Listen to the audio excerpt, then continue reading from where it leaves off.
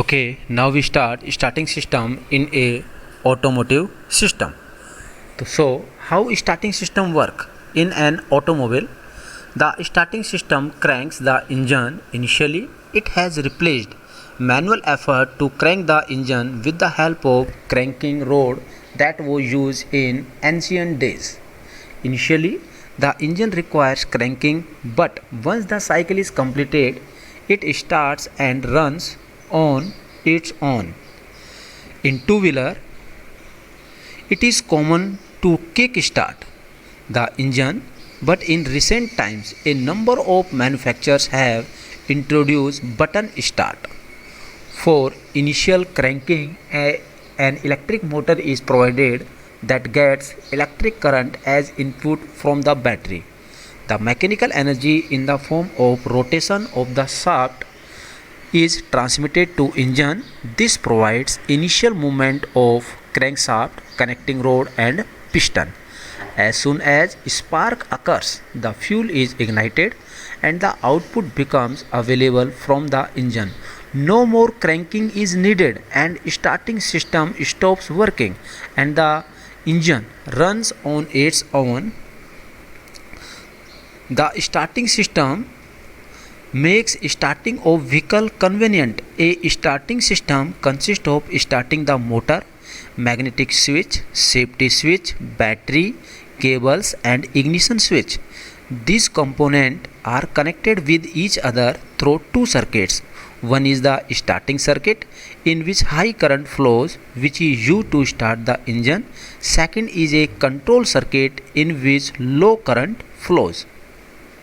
The ignition switch acts as a switch for starting circuit also. In the starting circuit, the current flows from battery to starter motor through a solenoid or magnetic switch. The control circuit connects magnetic switch with battery through ignition switch.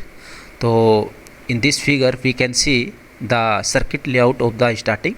This is the battery and here a ignition switch, and after that there is a safety switch, and after that this goes to the magnetic switch. After that here is a starter motor and this supplies further.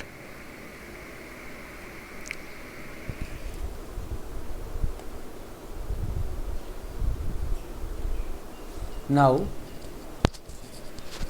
how starter motor work? The starter motor is like any other electrical motor, but it is designed to work under high electrical overloads and produces very high power. Due to this, the motor can operate for a short duration. High current is needed to operate it, that generates heat. This is also required to dissipate this heat. Therefore, it is advisable that the motor should be given enough gap between more than one starting attempts. The motor has got filled coils with pole shoes, armature and housing that enclose them. Apart from these, it has brushes, bushing that make it operation efficient. The filled coils and pole shoes produce strong stationary electromagnetic field as current is passed through them. Magnetic polarity N or S depends upon the direction in which the current flows. The magnetic fields produced are opposite in nature. The armature is located between drive and end frames. It has windings and the commutator mounted on the armature shaft. The winding is made of a number of coils of a single loop each. These are insulated from each other and fit into slots in the armature shaft. The commutator has heavy copper segments surrounding the shaft but is insulated from each other and the shaft. The armature is surrounded by filled coils. Current is supplied to the armature and it produces a magnetic field in each conductor. The magnetic fields are also produced by filled coils. The reaction between these magnetic fields causes the rotation of the armature. The rotation is transferred to the crankshaft of the engine through armature shaft.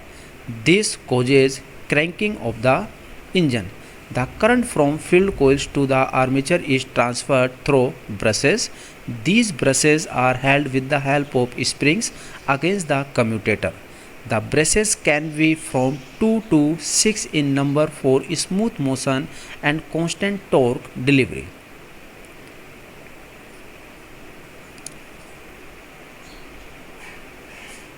Like this.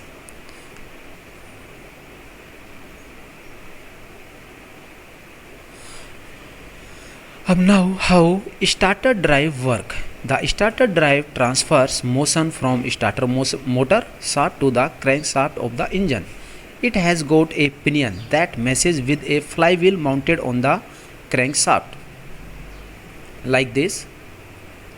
The flywheel is provided with teeth to mesh with pinion. The meshing of the pinion and flywheel occurs prior to starting of the motor. This is done to avoid any damage to teeth either on the pinion or on the flywheel. An overrunning clutch is included to protect the starter motor. After the engine has started, the crankshaft starts rotating at speed higher than that of starting the motor. The armature is disengaged from the flywheel with the help of overrunning clutch. If not disengaged, the armature would rotate with very high speed that may destroy its winding. The overrun clutch has housing fixed on armature shaft through internal splines. Spring-loaded rollers are provided and these wedges tightly against the pinion barrel when forced into their tapered slots. Pinion and clutch housing are locked together and this causes the transfer of motion from armature shaft to the crankshaft. When the crankshaft speed goes beyond armature shaft speed, the rollers are released and pinion gear and armature shaft are unlocked. So, thank you.